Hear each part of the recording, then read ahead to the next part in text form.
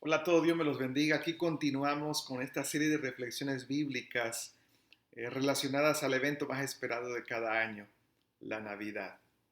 Y la pregunta central en esta semana es, ¿quién es el Cristo de la Navidad?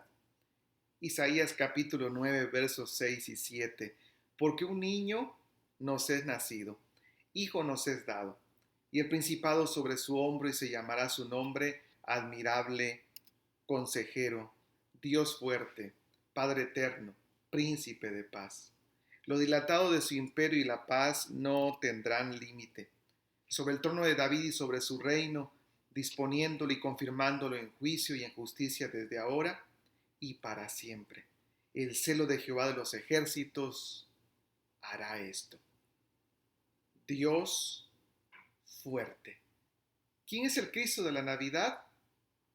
Dios fuerte, el Dios guerrero. Escúchelo bien. ¿Quién es el Cristo de la Navidad? El Dios que pelea por ti y por mí.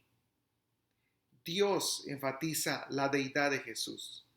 Fuerte enfatiza su humanidad, que al mismo tiempo es poderosa. El Gibor. Es muy interesante que esta palabra, el, Dios, aparece 163 veces en todo el Antiguo Testamento. ¿Escuchaste bien?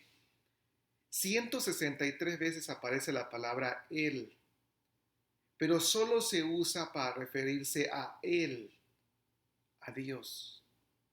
Cuando se trata de hablar de Él, ser humano, es otra palabra. Él solo es para Dios. Génesis 14:20, por ejemplo, dice, y alabado sea Él, Altísimo, Dios, que entregó a tus enemigos en tu mano. Salmo 90, verso 2, antes que nacieran los montes o el mundo entero, desde la eternidad y hasta la eternidad, tú eres Él, tú eres Dios, Dios. ¿Qué está diciendo esto? Bueno, el Mesías que iba a venir no sería otro más que Él mismo, Dios mismo, Emmanuel, Dios con nosotros. Es lo que dice Mateo 1:23. La Virgen concebirá y dará a luz a un hijo y lo llamarán Emmanuel, que significa Dios con nosotros. Es lo que dice Juan capítulo 1, verso 14. Dios puso su tabernáculo en este mundo, tomó carne humana, habitó entre nosotros, Dios mismo lo hizo. Por eso Jesús llegó a decir en Juan 10, yo y el Padre, uno somos. Y claro que dice Juan 10 que entonces los judíos, al escuchar eso, tomaron piedras para apedrear a Jesús. Y Jesús le responde, muchas buenas obras os he mostrado de mi Padre, ¿por cuál de ellas me van a apedrear? Y le respondieron los judíos diciendo, por buena obra no te apedreamos, sino por la blasfemia, porque tú siendo hombre te haces Dios. No es que se hiciera Dios, es que era Él Dios. Es lo que asevera Juan 1, en el principio era el verbo, y el verbo era con Dios, el verbo era Dios. Todas las cosas, dice Juan, por Él fueron hechas, y sin Él nada de lo que ha sido hecho fue hecho, y está hablando de Jesús. Él es Dios. Ahora, notemos que cuando Isaías dice que, que el Mesías sería el Dios, no está hablando de un Dios menor o de un Dios de segunda importancia. Está hablando del Dios fuerte, Gibor, guerrero, poderoso. Dios héroe, Dios guerrero, describe por supuesto a alguien que pelea defendiendo a su pueblo, pero no es que pelee al tú por tú y al mismo nivel con su creación o con otros seres humanos. Él es el Dios guerrero, el sobrenatural guerrero. De esto, el Antiguo Testamento está lleno de ejemplos que describen a Dios como el guerrero. Solo por mencionar algunos, Éxodo, por ejemplo, capítulo 15, versos 3 al 6, dice, el Señor es un guerrero, Jehová es su nombre. Él ha derrocado los carros y ejércitos de Faraón, ahogándolos en el mar. Los famosos capitanes egipcios están muertos bajo las olas. El agua los cubre.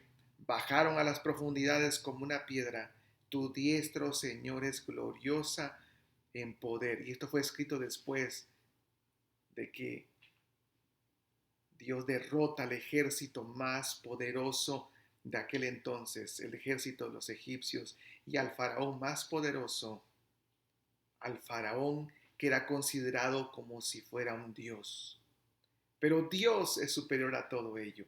Él es el guerrero sobrenatural.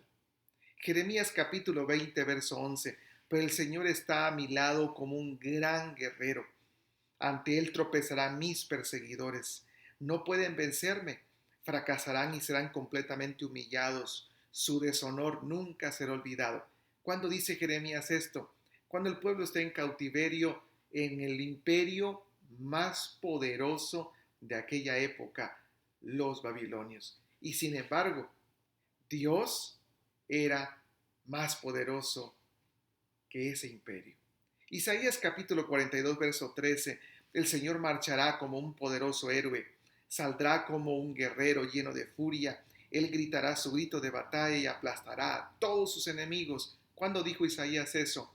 En una etapa posterior a la de Jeremías, en el que el pueblo de Israel seguía sometido al imperio babilonio, un imperio opresor que eliminaba todo a su paso y que obviamente despreciaba a Dios. Pero aún allí el guerrero más poderoso seguía siendo Dios.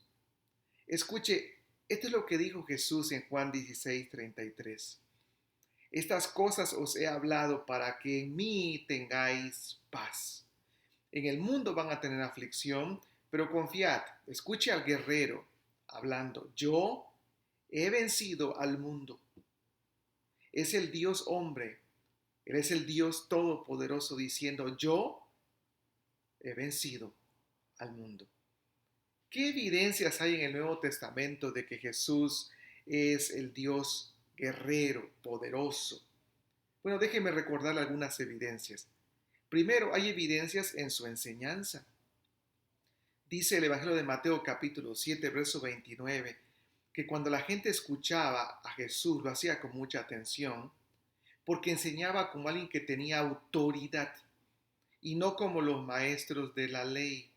Es decir, la gente escuchaba a Jesús y se asombraba que había algo poderoso en sus palabras, no simplemente un discurso literario o religioso.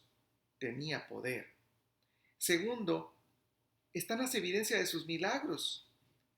Podemos pasar mucho tiempo enlistando los milagros de Jesús, pero él una y otra ocasión demostró su poder y su autoridad, testificando que él era el Hijo de Dios. Los ciegos recibieron la vista, gente fue sanada, gente volvió a la vida, poseídos por demonios fueron liberados, hasta un muerto volvió a vivir.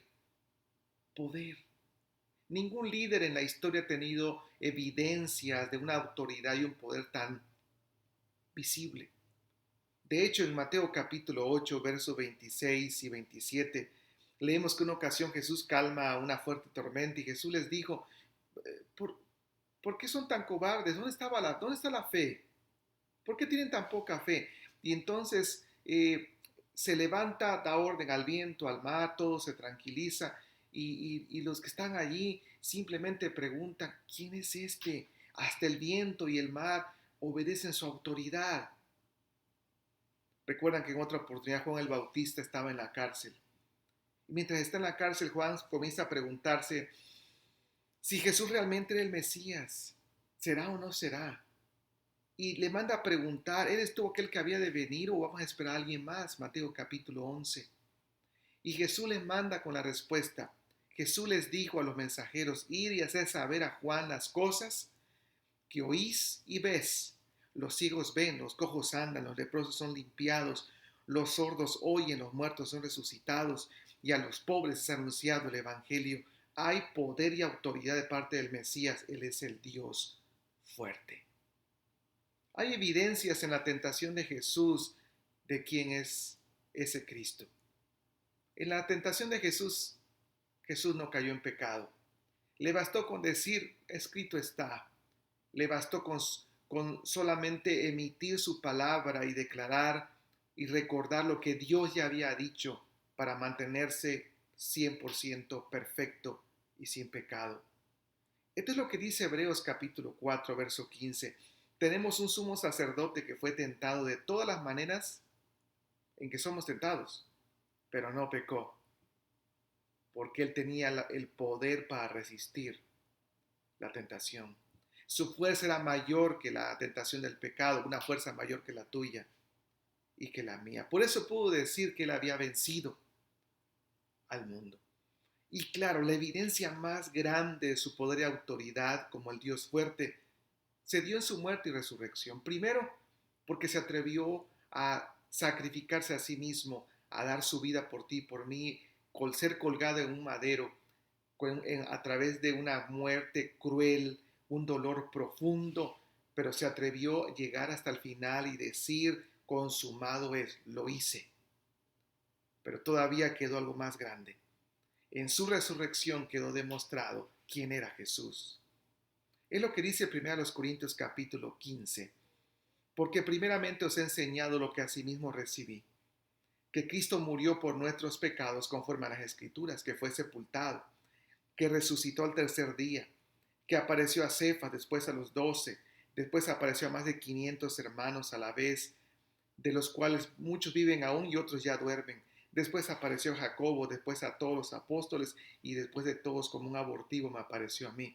El poder de Jesús alcanzó para presentarse, para hacerse visible, no uno, no ante dos, no ante 10 testigos, a cientos. E inclusive el Cristo resucitado se le apareció a Pablo mucho tiempo después de la resurrección. ¿Sabe qué es eso? Poder, autoridad.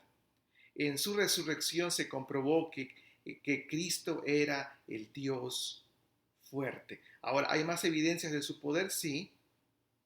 Cristo, como el Rey poderoso, venció a sus enemigos. Mire el nacimiento de Jesús, el rey Herodes en Mateo 2 quería matarlo, pero Dios tenía todo en control y Cristo ganó. Él es el Dios que tiene el control sobre los reyes, sobre los líderes, los eventos y la historia. Esto es lo que el ángel le dijo a María en Lucas capítulo 1. Ese Mesías será grandioso y será llamado el Hijo del Altísimo. Oswald Sanders, un escritor, lo dijo de esta manera. Lo que él desee, él es capaz de lograrlo.